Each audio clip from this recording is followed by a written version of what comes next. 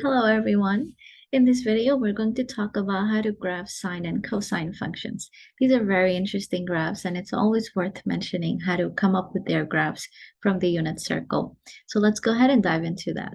So this is the unit circle. The center is at the origin, and we have our radius to be 1. So what we're going to do, we're going to label the quadrantal angles and their points. So here on when the unit circle intersect the x-axis, you can consider this is the 0 degree or radians. Let's use radians. So 0 radians.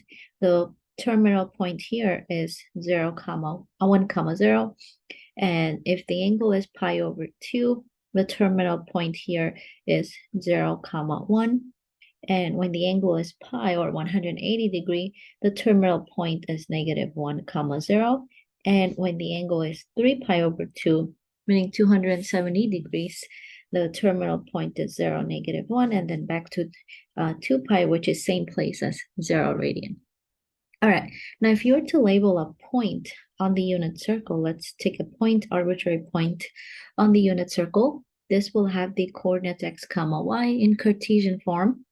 And we rewrite x and y in terms of sine and cosine. So you can also rewrite this as cosine of some angle theta, comma, sine of some angle theta.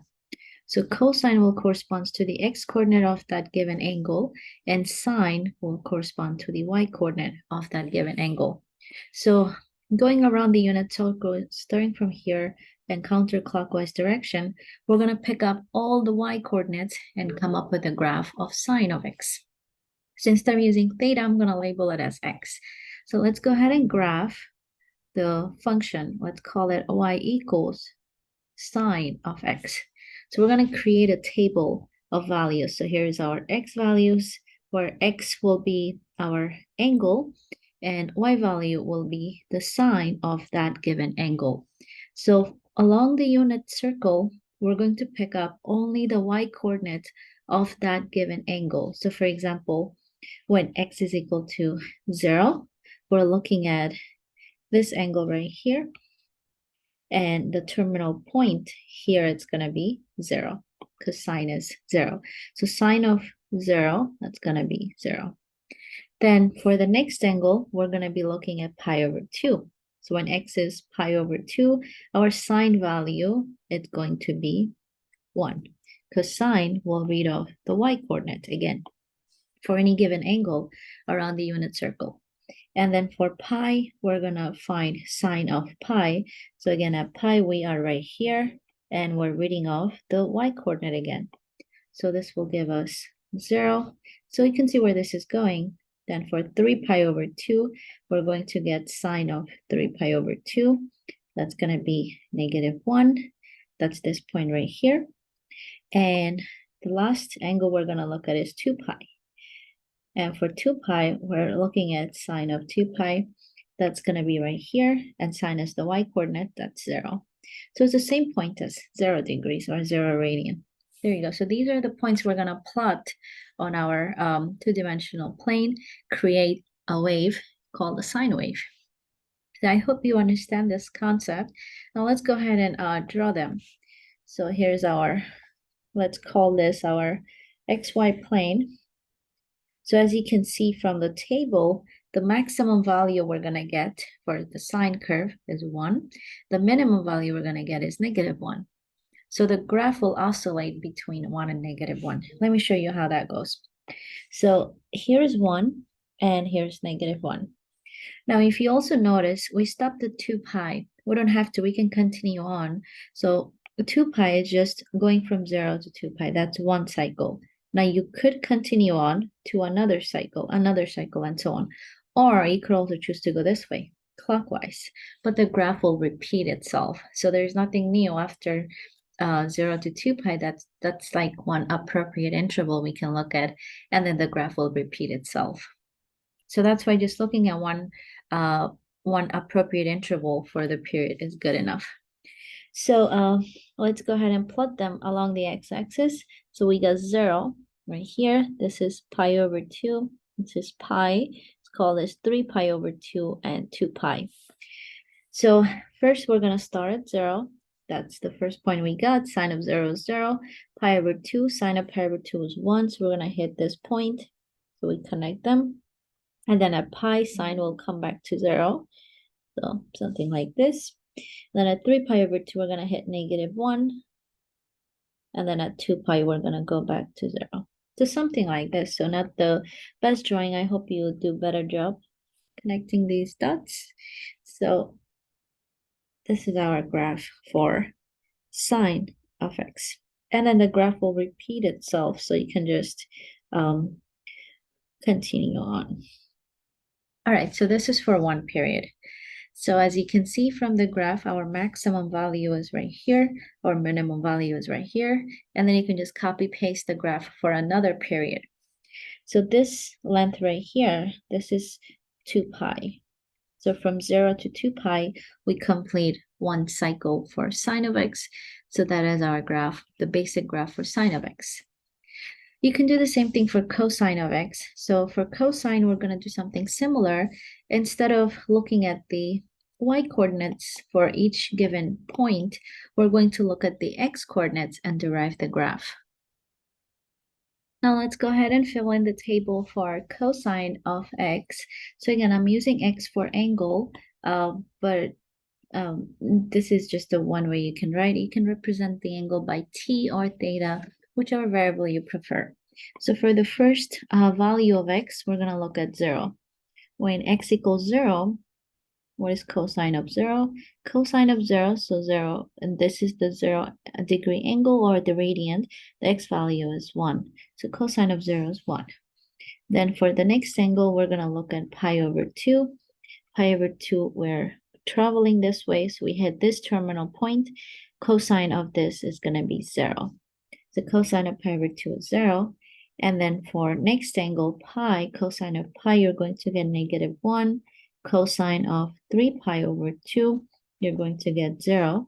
And lastly, cosine of 2 pi, you're going to get 1. Now after that, the graph will repeat itself. So these values will repeat. So the graph will oscillate, again, between 1 and -1. The maximum we get is 1. The minimum we get is a -1 on the graph. So let's do the same thing for cosine of x, just like we did for sine of x. We're only going to draw one complete period. So here we have the amplitude 1 to -1. Along the x-axis, we're going to put down the angles. So we have pi over 2, pi, 3 pi over 2, and the last one, 2 pi. Then after that, like we said, it's going to repeat. So cosine of 0, we said that's 1. So we're going to put a point right here. At pi over 2 are going to be 0, and then at pi, cosine of pi is -1. 3 pi over 2, cosine of 3 pi over 2 is 0, and 2 pi, we're going to hit the point 1. And you connect them by making a smooth curve, so like this.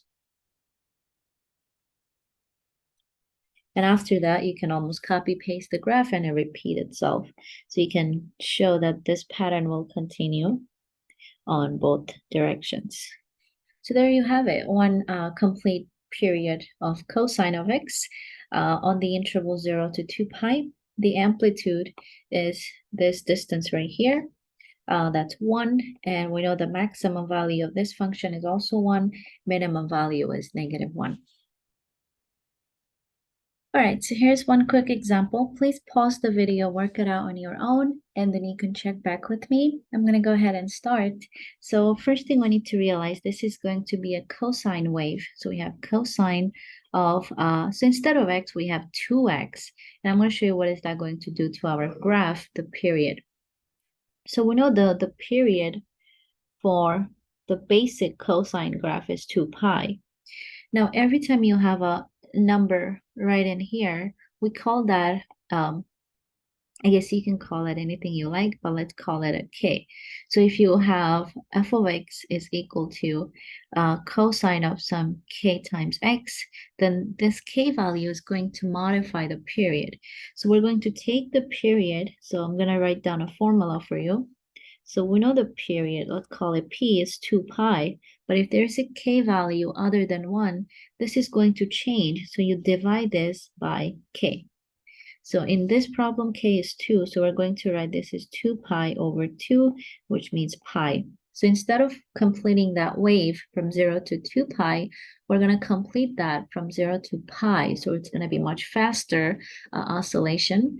And you can create more waves, but we're just going to look at one period from 0 to 2 pi.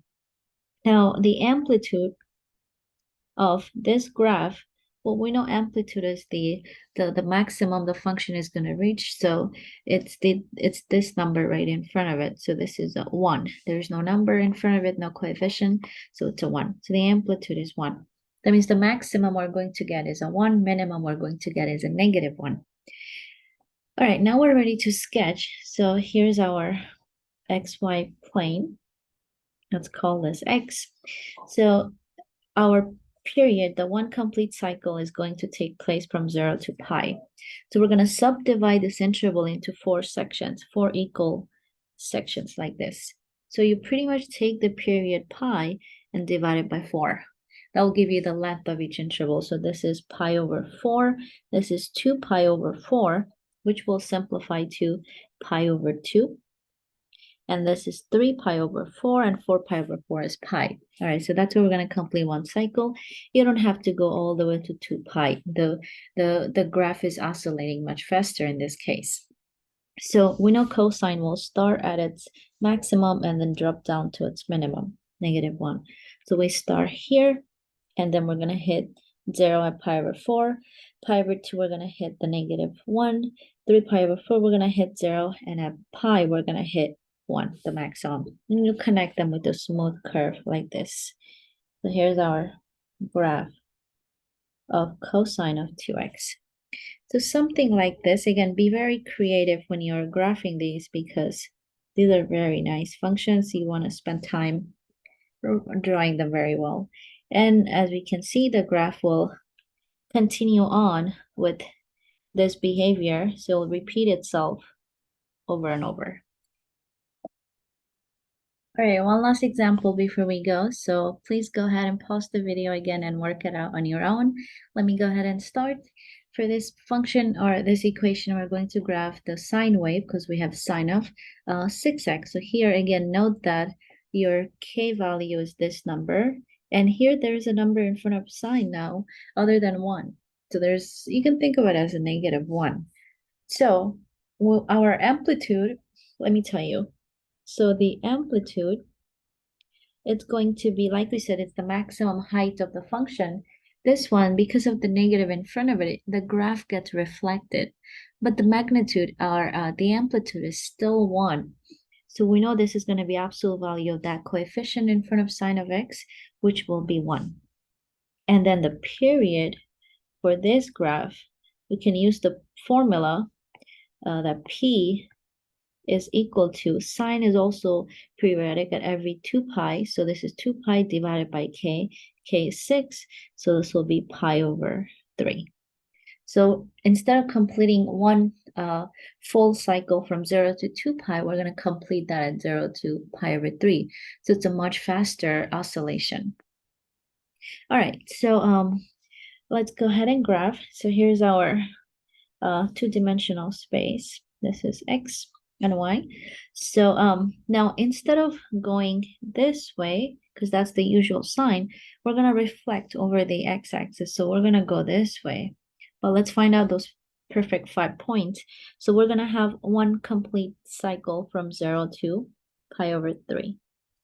So we're going to take that period and divide that into 4 subsections, 4 subintervals. So this will be pi over 12. So our first point will be pi over 12, and then the second point will be 2 pi over 12, that's pi over 6, and then 3 pi over 12, that's pi over 4, and then 4 pi over 12, that's pi over 3. All right, so we got all of it. So we're going to sine of 0 is 0, and then at pi over 12, we're going to hit -1. And then at pi over 6, we're going to come back to 0. Pi over 4, we're going to hit our maximum 1. And at pi over 3, we're going to hit back to 0. So that's the graph that's being reflected about the x-axis. So something like this. This is the graph we're looking at. All right, I hope you got the same answer as me. Have a good one, guys. Take care.